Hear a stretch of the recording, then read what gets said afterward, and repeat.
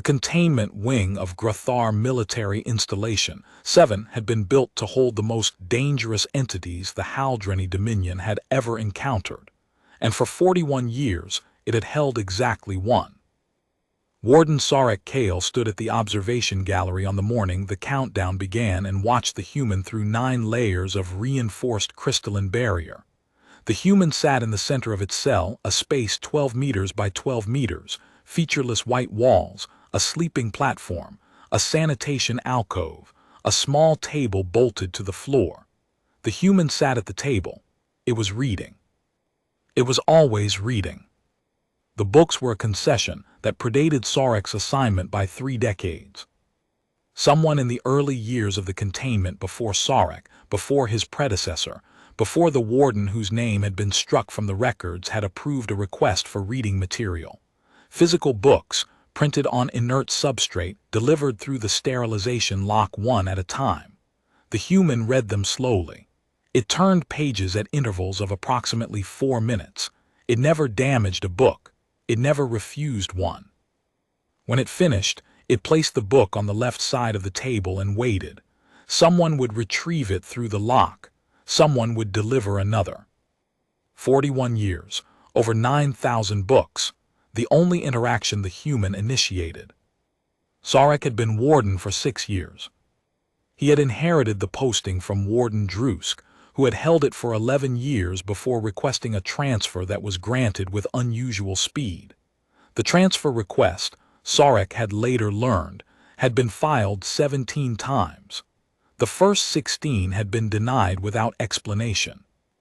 The 17th had been approved within 4 hours of submission, which meant that someone in the Dominion's command structure had been watching the request queue and waiting for a threshold to be met, a threshold that was never defined in any protocol Sarek could find. Before Drusk, there had been Warden Gale, who had served 19 years and then retired without ceremony or pension, moving to a settlement on the Dominion's outermost colony world, where he reportedly never spoke of his career again. Sarek had tried to contact Gale once in his 2nd year, through a private channel. The message had been returned with a routing notation he had never seen before. Recipient declines all communication regarding prior assignment. The notation was not a standard Dominion classification. It was a personal block. Gale had configured his communications array to automatically reject any message originating from, or referencing, the installation. The precision of the block told Sarek more than any conversation would have. Before Gale, there had been someone whose name Sarek did not know, because the first 5 years of the containment records had been sealed at the highest level of Dominion classification, a level that technically did not exist. The classification had no code number. It had no authorization chain. It simply was a void in the records shaped like a person. 5 years of daily logs and medical reports and security reviews rendered into blanks. Sarek had never been told why the first warden's name was removed. He had never asked. There were things about this posting that a warden learned not to ask, and the speed with which one learned them was the measure of how long one would last. The countdown had nothing to do with Sarek. It had nothing to do with the installation, or the containment protocols, or the reading material. The countdown was happening far away, in the chambers of the Dominion's ruling council, where a debate that had been building for 6 years had finally reached its terminal phase. The Haldreni Dominion was dying. Not quickly, dying slowly, the way an empire dies when the math stops working. Resource shortfalls in the outer colonies. Trade routes constricting as neighboring species renegotiated terms that had once been favorable and were now, for reasons the Compact's economists struggled to articulate, simply gone. Fleet readiness declining by 2% per standard year, a figure that sounded insignificant until compounded across a decade, at which point it meant that 1 in 5 warships could not deploy. The treasury was strained. The agricultural yields were falling. The birth rate, always a sensitive metric for a species whose reproductive cycle required precise environmental conditions, had dropped below replacement for the third consecutive year. The cause was known. It was not spoken aloud in the council chambers, but it was known. The Dominion had built its economic infrastructure on transit routes that passed through, or adjacent to, the space it now called the exclusion. When the human border had been established or imposed or recognized, depending on which historical framework one preferred, the Dominion had lost access to 43% of its most efficient trade corridors. The workarounds added transit time. Transit time added cost. Cost compounded. And now, 41 years later, the compounding had reached a threshold that the Dominion's economists called structural irreversibility, and everyone else called collapse. The Council's debate was simple in its terms and catastrophic in its implications. The Dominion could continue on its current trajectory and face economic dissolution within 15 years. Or the Dominion could petition the Human Territorial Authority for transit access through the exclusion, reopening the corridors it had lost. Or the Dominion could take the corridors back by force. The debate had three factions: the petitioners, who argued for diplomatic engagement, the militants, who argued for military action, and the silent faction, the largest, the oldest, the one that had no formal name, who argued for nothing at all, because arguing required acknowledging that the humans existed, and the silent faction's entire philosophy was built on the premise that the thing behind the border was best left unacknowledged. The countdown was the militants' doing. They had forced a vote. The vote would take place in 48 hours. If the militants won, the Dominion's remaining fleet, 68 warships, a fraction of its historical strength but still the third largest naval force in the compact, would be deployed to breach the exclusion boundary and establish a military corridor through human space. The militants believed this was possible because they did not know what Sarek knew. They did not know because the containment records were sealed, because the first warden's name had been erased, because Warden Gale had retired to the outermost colony and stopped speaking, because Warden Drusk had transferred so quickly that his departure briefing lasted 4 minutes, because the human in the containment wing read books and turned pages and waited, and no one who watched it closely for long enough ever emerged from the experience with their certainty intact. Sarek pressed his forelimb against the gallery's control surface and opened the audio feed from the cell. The sound that filled the gallery was the sound of a page turning, nothing else. No breathing, or rather, breathing so steady and so quiet that it registered as silence with texture. The human did not look up. It never looked up when the audio feed was activated. It knew, of course. It always knew. But it did not acknowledge the surveillance, the way a mountain does not acknowledge the wind. The human had a name. The containment records listed it as designation H1. But the name was in the sealed files from the first 5 years, and Sarek had learned it from Drusk during the transfer briefing, the only piece of information Drusk had volunteered without being asked. "The name is Marin," Drusk had said. He had been standing at the gallery in the exact spot where Sarek stood now, and his forelimbs had been trembling. Drusk was a combat veteran. He had served 2 tours on the compact border. He had commanded a patrol ship during the Kethani incident. His forelimbs did not tremble. "Marin," Drusk had repeated. "It does not use the name. It has never spoken the name to any of us. But it is in the early records, and you should know it, because when you stand here long enough, you will begin to think of it as something other than a designation. And when that happens, the name will matter." Sarek had not understood then. He understood now. The human Marin had been captured 41 years ago during what the sealed records called the Grathar incursion.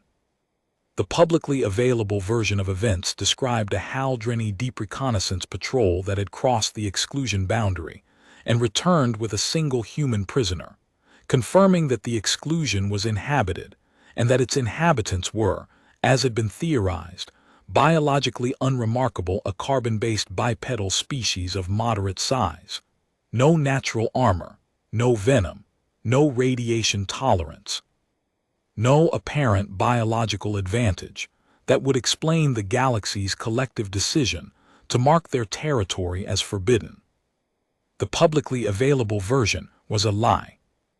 Not a careful lie, a desperate one.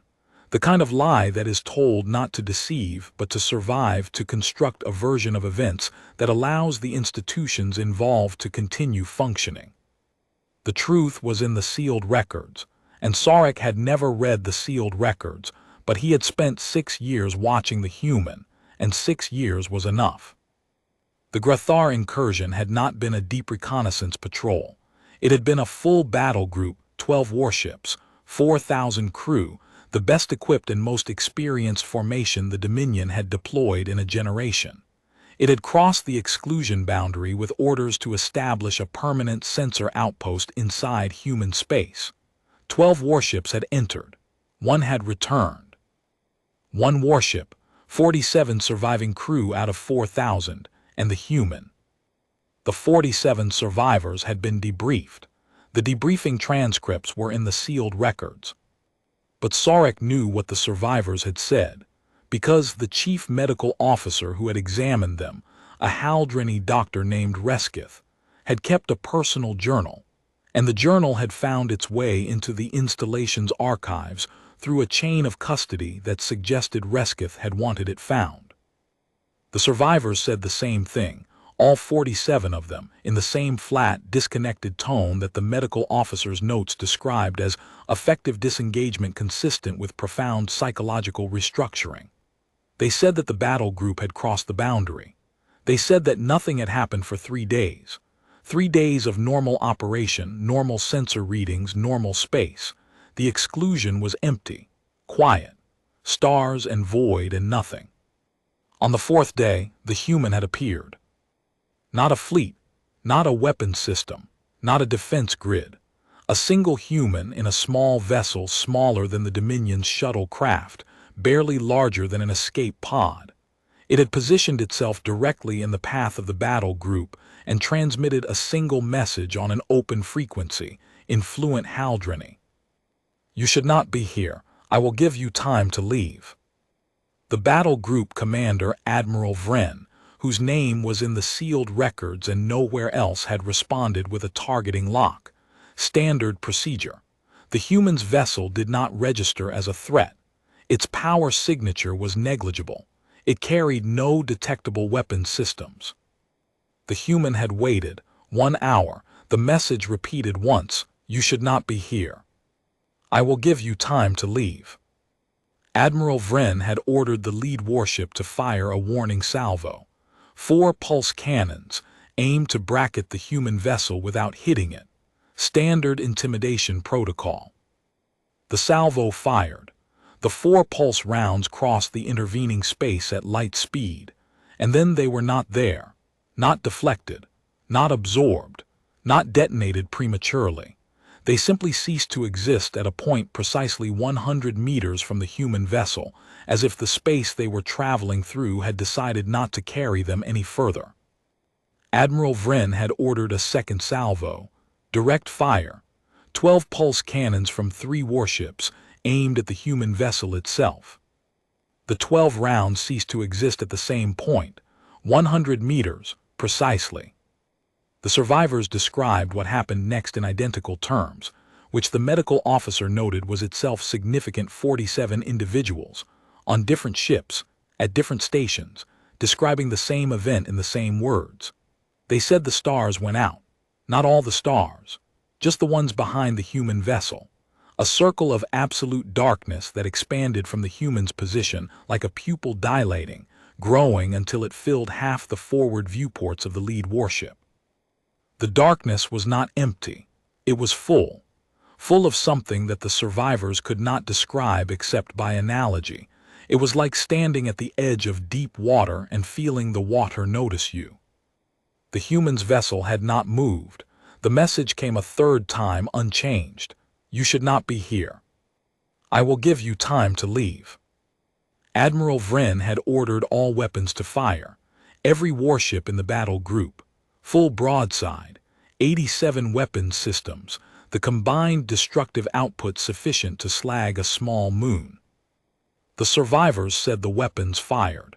They said the rounds and beams crossed the intervening space. They said that at the 100-meter boundary, every projectile, every beam, every warhead simply stopped existing. And then the darkness moved. The survivors did not describe what the darkness did. They said they could not.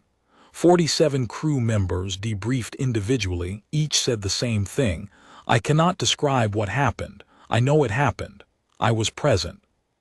But the memory will not form into words.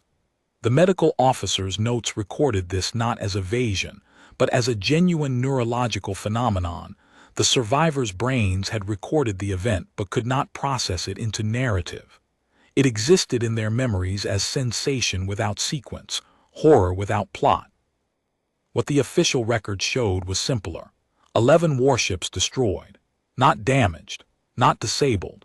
Destroyed, reduced to a state that the Dominion's forensic analysts could not classify because there was no wreckage, no debris field, no residual energy signature. 11 warships and 3,953 crew members had been present, and then they had not been present, and the space where they had been was clean, as if they had never existed at all. The 12th warship, the one that returned, had been at the rear of the formation. Its crew reported that the darkness had reached toward them and then stopped, paused, and then pulled back, leaving them untouched. The human vessel had approached the surviving warship. The human had transmitted one final message. Take me with you. I will be your proof that this space is not empty. And the human had boarded the warship, alone, unarmed. It had walked through the airlock and stood in the corridor and looked at the 47 surviving Haldreni with an expression that the medical officer's journal described as a weariness so profound it transcended species. The human had said, in fluent Haldreni, I am tired. I have been keeping this boarder alone for a very long time. Take me to your leaders, and let me be the thing they study instead of the thing they provoke. The human had allowed itself to be taken. It had submitted to containment. It had made no demands, no threats, no conditions. It had asked for books. 41 years.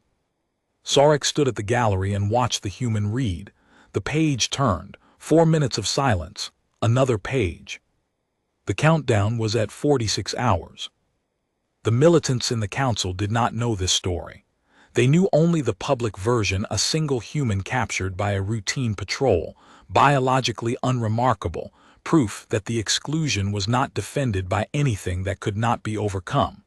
They pointed to the human in the containment wing as evidence. Look, they said, we hold one of them. We have held it for 41 years. It is flesh and bone. It bleeds when sampled. It ages. It eats. It sleeps. It is not a god. It is not a weapon. It is a biological organism, and biological organisms can be defeated. They were not wrong about the biology. Sarek had reviewed the medical data himself. The human was, by every measurable metric, an ordinary specimen of its species. Its cellular structure was unremarkable. Its neural architecture, while complex, was within the expected parameters for a sentient carbon-based biped. Its physical capabilities were impressive by Haldreni standards: greater bone density, higher muscle-to-mass ratio, a cardiovascular system designed for sustained exertion, but not exceptional, not mythic, not the kind of biology that destroyed 11 warships without wreckage. The biology was not the point. Sarek had understood this by his 3rd year. The biology was the container. What the human contained was something else. He had noticed it first in the small things. The way the containment wing's environmental systems behaved differently when the human was calm versus when the human was restless. Marin was almost never restless. It sat. It read. It slept in cycles so regular they could be used to calibrate the installation's chronometers. But twice in Sarek's 6 years, the human had become agitated. Once when a book delivery was delayed by 17 hours due to a supply chain error. Once when a maintenance crew had entered the observation gallery without clearance and spoken loudly about the specimen, in terms that Sarek had found crude even by military standards. During both episodes, the containment wing's environmental systems had fluctuated. Temperature variations of 0.3 degrees across the entire wing, not just the cell, the entire wing. Electromagnetic interference that briefly disrupted the surveillance feeds. A harmonic vibration in the crystalline barriers that the structural engineers could not explain, and that faded as soon as the human calmed. The effects were subtle, easily dismissed, easily attributed to aging infrastructure or sensor drift, but Sarek had correlated them, mapped them, and found that the containment wing's environmental profile was, at all times, a function of the human's emotional state. When the human was calm, the wing was calm. When the human was troubled, the wing trembled. He had shared this finding with no one, because the finding raised a question that Sarek could not afford to answer. If the human's emotional state could affect the environmental systems of a military installation through 9 layers of crystalline barrier, why had the human not left? The barriers were strong, the strongest the Dominion could produce, but the human had crossed the exclusion boundary in a vessel barely larger than an escape pod, and the space around that vessel had swallowed 87 weapons systems and 11 warships without residue. The barriers were not keeping the human in. The barriers were a courtesy, a fiction the human maintained because the human had chosen to be here. Sarek understood this. Drusk had understood it. Gale, presumably, had understood it for 19 years before retreating to the outermost colony and going silent. The first warden, the one whose name was erased, had presumably understood it in a way that required the erasure. The human was not a prisoner. The human was a guest who had agreed to wear the shape of a prisoner, because the Haldreni needed to believe they could hold something that could not be held. And the human had maintained this fiction for 41 years, reading books, turning pages, asking for nothing, because the alternative was the truth, and the truth was something the Dominion could not survive knowing. 44 hours. Sarek left the gallery and walked to his office. The office was on the same level as the containment wing, 30 meters from the cell, separated by corridors of reinforced stone and 3 security checkpoints. He sat at his desk and opened a communication channel to the Dominion Council's advisory office. The channel took 11 minutes to connect. The installation was remote, positioned on a barren moon in a system chosen specifically for its distance from anything important. Warden Kale, the advisory liaison, said. A bureaucrat named Thos, efficient and incurious. What is the nature of your communication? I need to speak to the council, directly, before the vote. A pause. The council is in closed session preparing for the fleet authorization vote. Direct communications from installation commanders are not. Tell them it concerns the prisoner. Another pause, longer, 1 moment. Sarek waited. The installation hummed around him, the deep, constant vibration of the containment systems, the environmental regulators, the power grid that fed 9 layers of crystalline barrier. He had learned to feel the hum as a living thing, a pulse that matched the steady rhythm of the human reading in its cell 30 meters away. Thos returned. The council will not hear from you at this time, Warden. Councillor Dreth has noted your request and will review it after the vote. After the vote will be too late. That is the council's determination. The channel closed. Sarek sat in his office and looked at the wall. On the wall was a display showing the containment wing's environmental readouts: temperature, pressure, electromagnetic baseline, structural harmonic. All nominal, all stable. The human was calm. He pulled up the installation's personnel records. 43 staff currently assigned, 12 security, 8 medical, 6 engineering, 4 administrative, 3 supply, 2 communications, 8 general support. Every one of them vetted. Every one of them rotated out after a maximum of 3 years, a policy established by Warden Gale, for reasons that had never been formally documented, but that Sarek understood implicitly. 3 years was the threshold.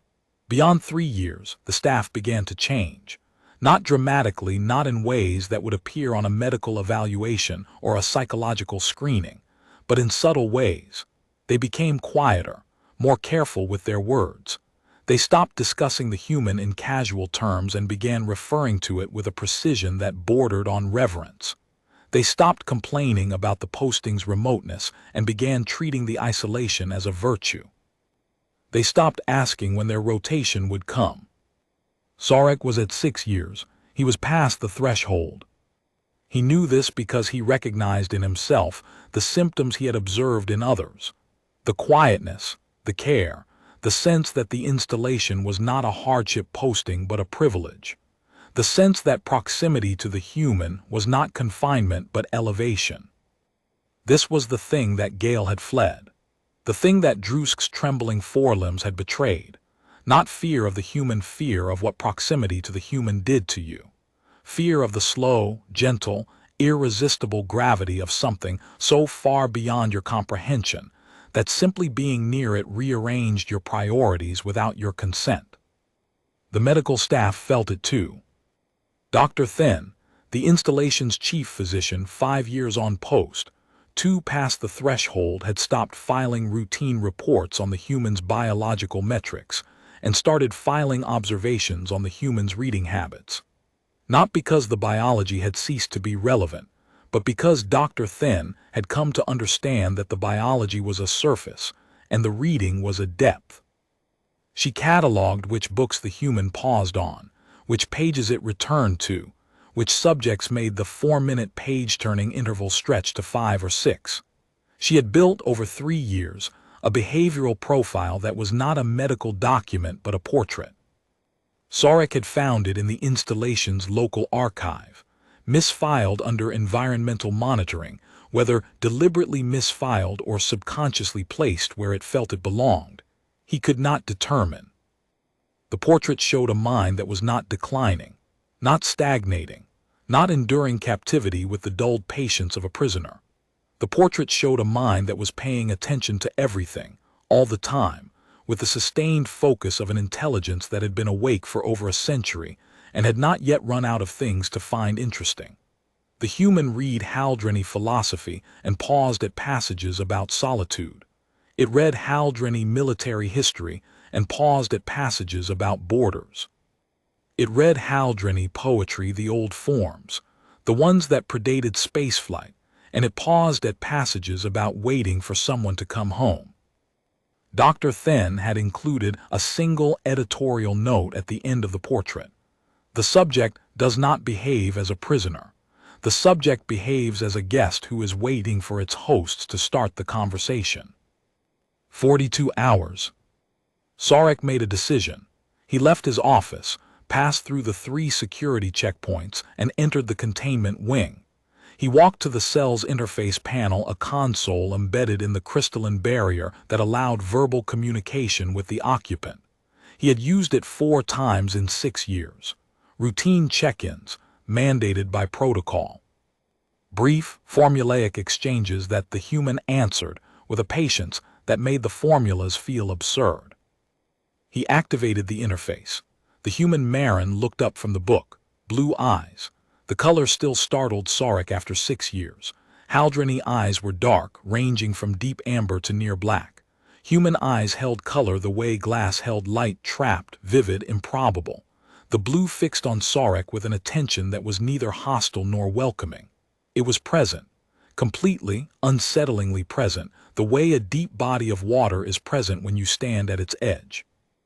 "Warden," the human said. Its voice was quiet, unused.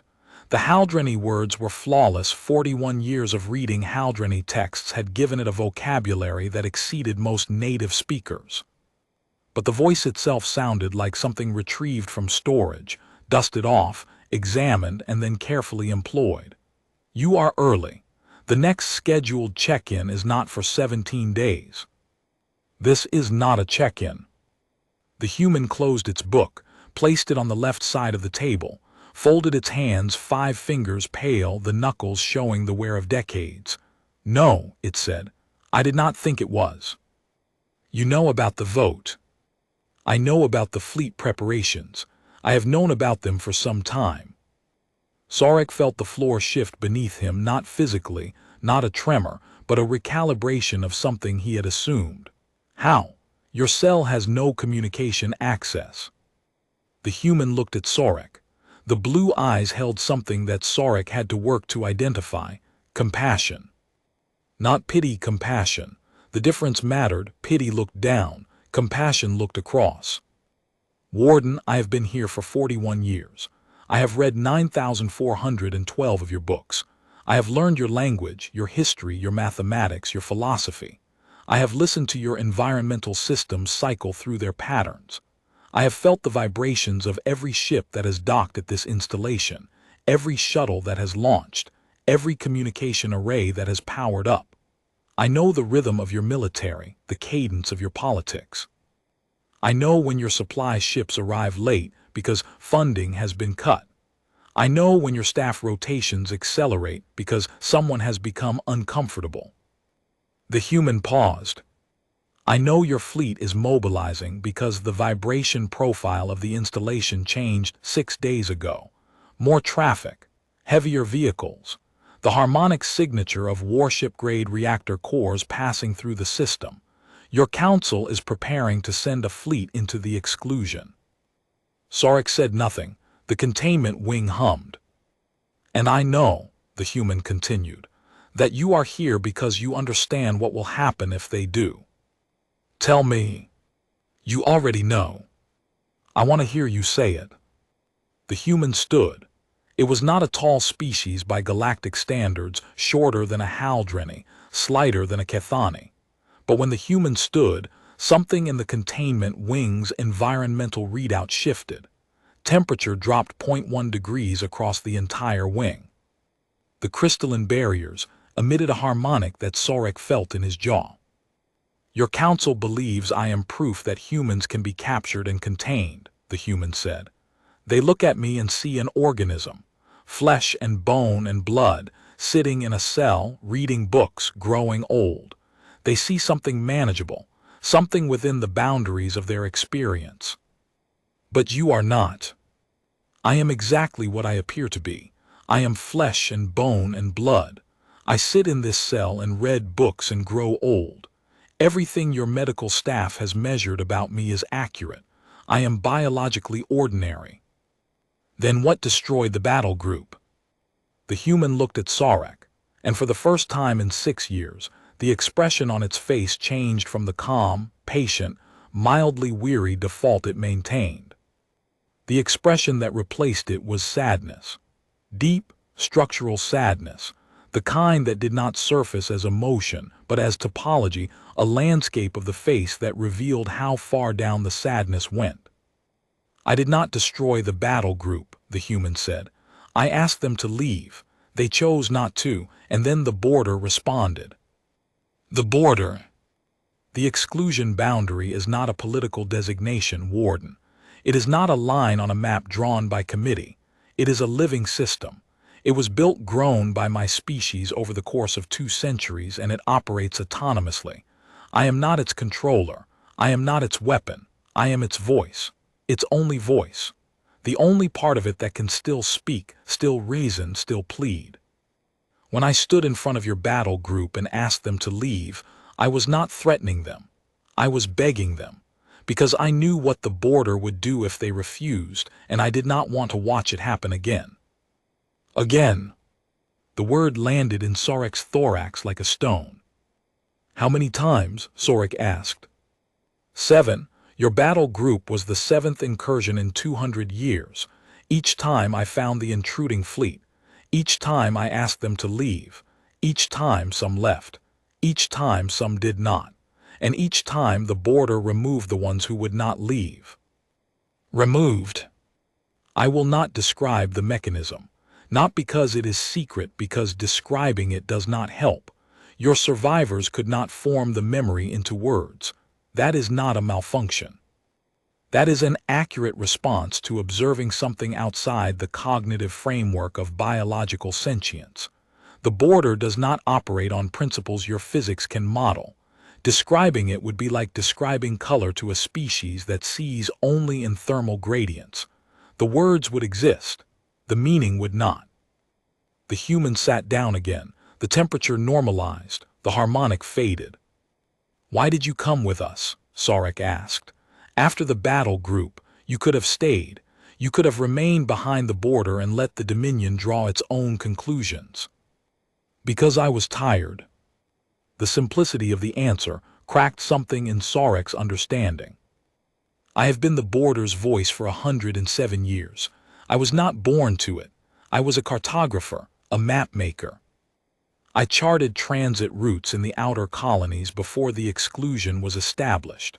When the border was built, when my species withdrew behind it and began the process of becoming something the galaxy could not follow, I volunteered to stay on the outside, to be the one who met the incursions, the one who asked them to leave, the one who watched when they wouldn't." Marin looked at the book on the table. 107 years of standing in front of fleets and saying please, and I am the last one. There were others, other voices, other volunteers who stayed on the outside to mediate. One by one, they went back behind the border. They grew tired of asking, tired of watching the asking fail, tired of being the only part of the system that felt grief when the system did what systems do. "And you let yourself be captured." "I let myself rest. I came with your people because I needed to stop standing at the border. I needed walls around me and pages under my hands, and the simple, finite rhythm of a life that is measured in books and days instead of centuries and incursions. Your cell is the first home I have had in 107 years. Sarek felt the containment wing around him as if for the first time. Not a prison, not a holding facility, a sanctuary, a place where something older than the Dominion had come to sit quietly and read and be, for a little while, merely a person in a room. 38 hours. "If the fleet crosses the boundary," Sarek said, "what happens?" "The border will respond. I will not be there to ask them to leave first. There will be no voice, no warning, no three chances. The border will respond as a system responds, without hesitation, without mercy, without the capacity for either. Your 68 warships will not be enough. 600 would not be enough. 6,000 would not. The border does not calculate force ratios. It does not engage. It simply maintains the boundary. And anything inside the boundary that the border does not recognize as human will be removed. And you cannot stop it. I am not there. Even if I were, I am one voice. I could ask the border to pause. I have done that before, but I could not ask it to stand down. The border is not a weapon that can be holstered. It is a condition. It is the state of the space itself, altered at a level your physics does not access. My species did not build a wall. They changed the nature of reality inside a volume of space, and the changed reality does not tolerate intrusion. Then the fleet will be destroyed. The fleet will be absent. Destruction implies wreckage. There will be no wreckage. There will be 68 warships on the Dominion's registry, and then there will be blank entries. Your analysts will look for debris and find vacuum. Your historians will look for records and find gaps. It will be the Grathar incursion again, except larger, and this time there will be no surviving warship, because I will not be there to tell the border to spare one. Sarek leaned against the crystalline barrier. His forelimbs were trembling. He understood Drusk now. He understood everything. "Help me," Sarek said. The human looked at him, the blue eyes pale and deep. "Help you do what?" "Stop the vote, convince the council, whatever it takes." "I am a prisoner in a cell, Warden. I am flesh and bone, sitting at a table. I have no authority, no weapon, no fleet. Your council does not listen to prisoners." "Then stop being a prisoner." The silence that followed was the loudest thing Sarek had ever experienced. It was not the absence of sound. It was the presence of consideration, the human weighing something, examining it from angles that Sarek's mind could not model. "You understand what you are asking," the human said. I understand that if the fleet launches, my species dies. Not immediately, but the border's response will be the beginning of the end. The loss of 68 warships will collapse the Dominion's remaining military structure. The neighboring species will move on our colonies within a decade. We will be absorbed, fragmented, erased. The Council thinks it is voting on a military operation. It is voting on extinction. And you want me to demonstrate. I want you to show them what they are sending the fleet into. If I do that, Warden, you will not be able to put the demonstration back in its cell. The fiction ends. Your containment records, your sealed files, your erased wardens, all of it will be moot. The Dominion will know what it holds, and it will never be able to unknow it. We will know the truth. The truth is not kind to species that have built their confidence on the assumption that the universe is theirs to navigate. I have watched 7 species learn the truth. 3 of them never recovered. 2 of them disintegrated as political entities within a generation. 1 of them survived only because it chose to forget and let the forgetting become policy. And the 7th? The 7th is yours. You are still deciding. 34 hours. Sarek returned to his office. He sat at his desk and did not move for a long time. The containment wing hummed. On his environmental display, the readouts were stable. The human was reading again. He opened a personnel file, his own, reviewed his service record, his security clearance, his access codes, reviewed the containment protocols, the emergency procedures, the chain of command, everything orderly, everything according to regulation. Then he opened a file he had never opened before, the installation's architectural schematic, the full version, including sections marked decommissioned that had never actually been decommissioned. The schematic showed a corridor that connected the containment wing to the installation's communications center. The corridor had been sealed 12 years ago by order of Warden Drusk. The seal was a physical barrier, a reinforced bulkhead locked with a code that rotated on a cycle derived from the installation's reactor output. Sarek knew the reactor output. He could derive the code. The corridor would allow the human to reach the communications center. The communications center had a direct relay to the Dominion Council's chambers, a priority channel built into the installation's original design, intended for emergency containment breach notifications. The channel was hardwired. It could not be blocked by the advisory liaison. It could not be routed through THOS. It would connect directly to the Council's chamber speakers, and whatever was transmitted would be heard by every counselor in the room. 30 hours. Sarek returned to the containment wing. He stood at the interface panel. The human looked up. "I need to know something before I decide," Sarek said. "The truth, not what you think I can handle, the truth."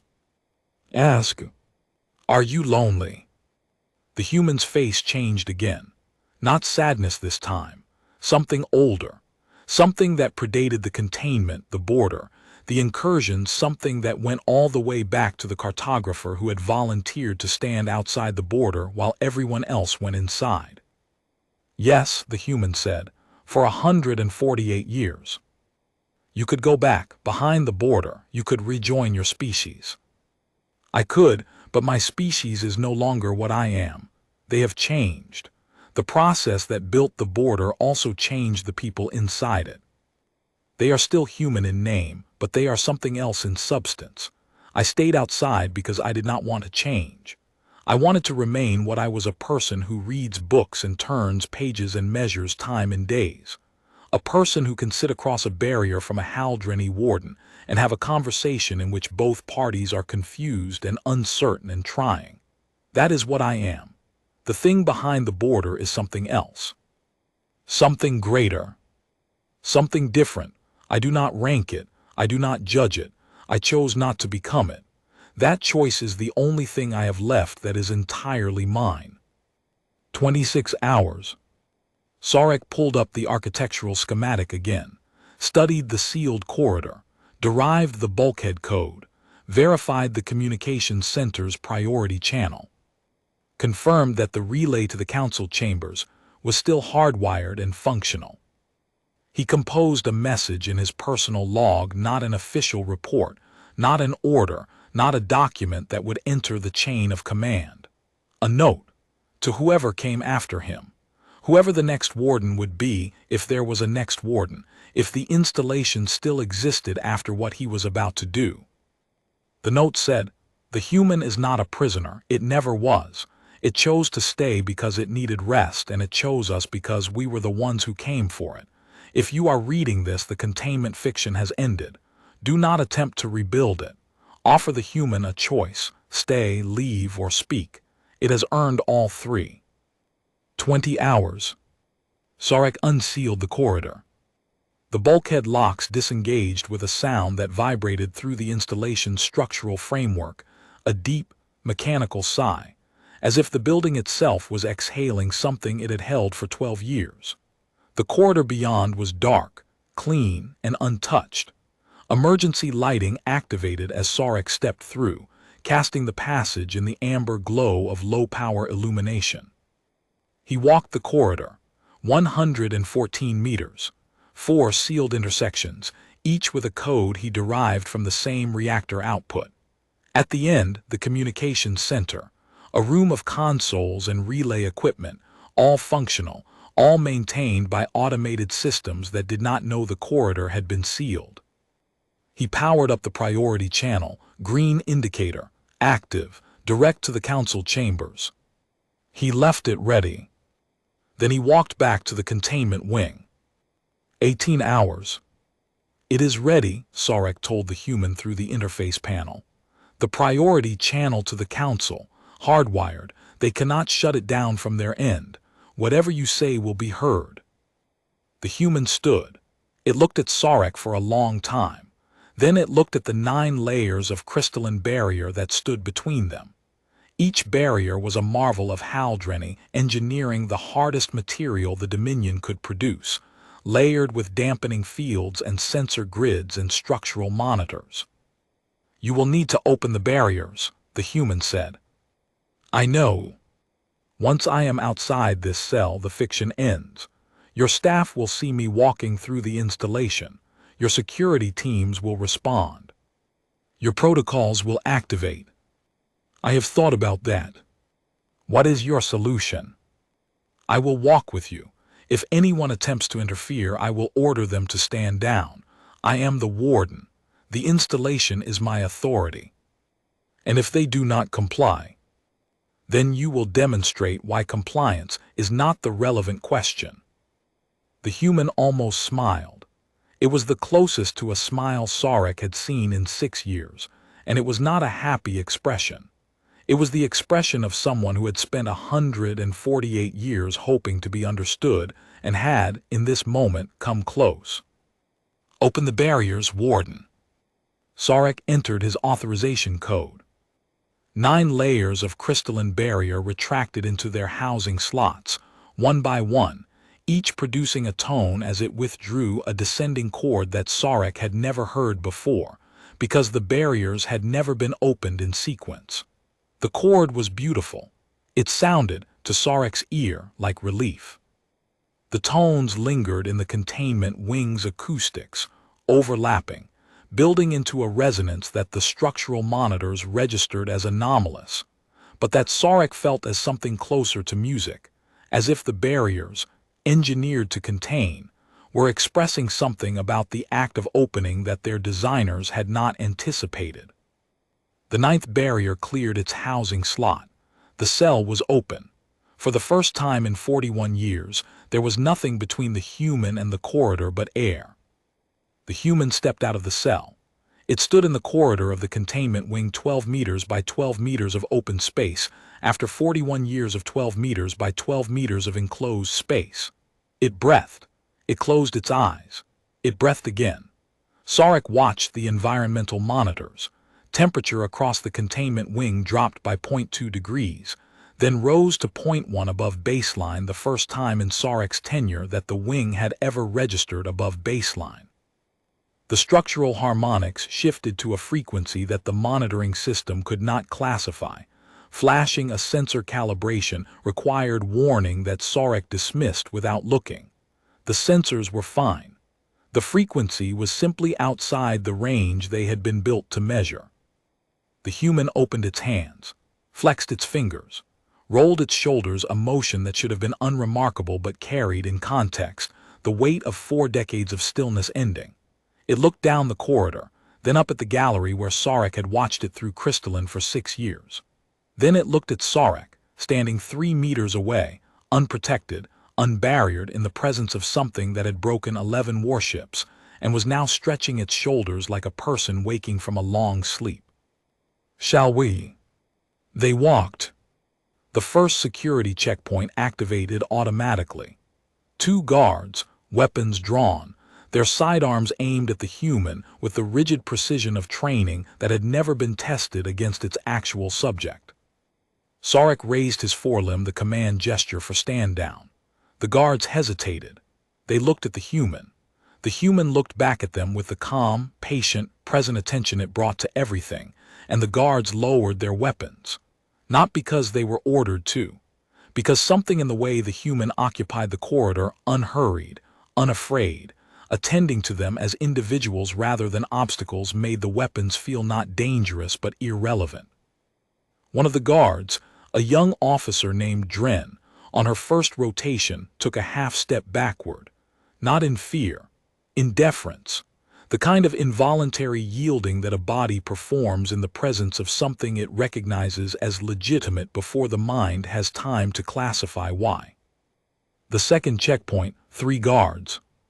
The same pattern, Sarek's command gesture, the guard's hesitation, the human's gaze, weapons lowered, but here something additional happened. The environmental monitors above the checkpoint flickered. The temperature display showed a reading of 0.4 degrees below baseline, then corrected itself.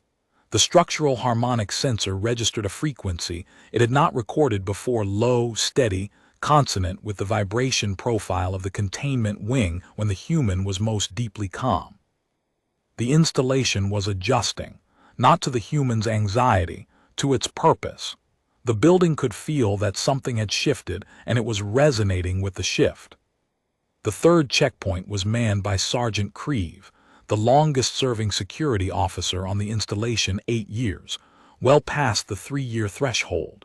Creve had served longer than any non-warden in the facility's history. He had requested reassignment once in his 4th year, and then withdrawn the request 12 hours later with no explanation. Sarek had never asked why. He suspected that Creve had answered his own question in those 12 hours, the same question every long-serving staff member eventually answered, whether the quiet of this posting was a burden or a sanctuary. Creve looked at the human, looked at Sarek, and opened the checkpoint without a word. He did not draw his weapon. He did not activate the alarm. He entered his authorization code. The barrier retracted, and as they passed, Creve fell into step behind them. "Sergeant," Sarek said. "Warden," Creve replied. That was all, but Creve was walking with them, and the walking was a statement. In the corridor behind them, the 2 guards from the second checkpoint looked at each other, and then one of them quietly powered down the alarm panel. 14 hours. They reached the sealed corridor. Sarek entered the code. The bulkhead unsealed with that same deep mechanical sigh, and the amber emergency lighting activated ahead of them, illuminating the passage in warm gold.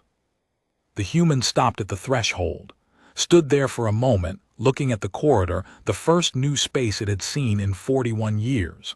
Sarek watched its face. The expression was not wonder, not relief. It was recognition. As if the human had known this corridor existed the same way it knew about the fleet mobilization, through vibrations, through the deep attentiveness of a century of listening. They walked, 114 meters, 4 sealed intersections, each opening at Sarek's derived code. The human walked behind Sarek. Creve walked behind the human, and the installation hummed around them, the hum deeper and steadier now, as if the structure itself was holding its breath. At the third intersection, Sarek noticed that the dust in the corridor, 12 years of accumulated stillness, was not disturbing under the human's footsteps the way it should have been. The human's feet touched the floor.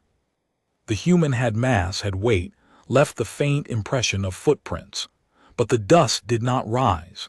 It settled back into place behind the human's steps as if it, too, recognized what was passing through. He said nothing. Some observations were not meant for questions. The communications center. The priority channel, green and ready. The relay equipment hummed at the same frequency as the containment wing, as if the installation had unified into a single resonance, every conduit and wall and structural beam vibrating at a pitch set by the human standing at its center. 12 hours. The human stood at the console. It looked at the relay equipment, the displays, the controls. It had not seen technology from this angle, the operational side, the side that transmitted in 41 years. "What will you say?" Sarek asked. "What I have always said. You should not be here. I will give you time to leave." "They will not understand." "No, but understanding is not the goal. Recognition is. They need to recognize what they are standing in front of. Not understand it, recognize it. The way an animal recognizes a cliff edge, not through analysis, through the part of consciousness that predates language." "And if they still vote to send the fleet?" The human looked at Sarek. The blue eyes held 41 years of books, 107 years of border watch, 148 years of loneliness, and beneath all of it, a patience that was not infinite but was more durable than anything Sarek's species had built. "Then the border will respond," the human said, "and I will be here in my cell reading a book, knowing that I tried." "Not in your cell," Sarek said. "The cell is open. You are free to go wherever you choose." "I choose to stay." "Why?" "Because you opened the barriers. Because Creve followed without being ordered. Because in 41 years, 9,412 books, and one conversation through a crystalline wall, someone finally asked me if I was lonely." 10 hours. Sarek activated the priority channel. The connection indicator shifted from green to amber, transmitting. Somewhere, in the Dominion Council's chambers, the speakers were active. The counselors were hearing the ambient sound of a communications center on a remote moon, and they were about to hear the voice of a prisoner who had never been a prisoner. The human leaned toward the microphone. It paused, breathed, and spoke. "This is Marin. I have been in your custody for 41 years. You know me as designation H1. I am speaking on a priority channel from Grathar Military Installation 7. This message is for the full Dominion Council, and it cannot be intercepted or terminated. You are preparing to send a fleet into the exclusion. I am asking you not to do this. I have asked 7 times before, standing in front of 7 different fleets from 7 different species. Some listened, some did not. The ones who did not are gone, not defeated, not dispersed, gone. The space where they existed is empty, and it will remain empty, and your forensic teams will find nothing because there is nothing to find. I am not a threat, I am a request. I have been a request for 107 years. I volunteered to stand outside the border so that when you came, and I always knew you would come, there would be someone who could still speak, still ask, still say please in a voice you could hear. The thing behind the border cannot speak to you. It is not hostile. It is not malevolent. It is incompatible. It operates on principles your physics cannot access, and contact with it is not war, it is dissolution.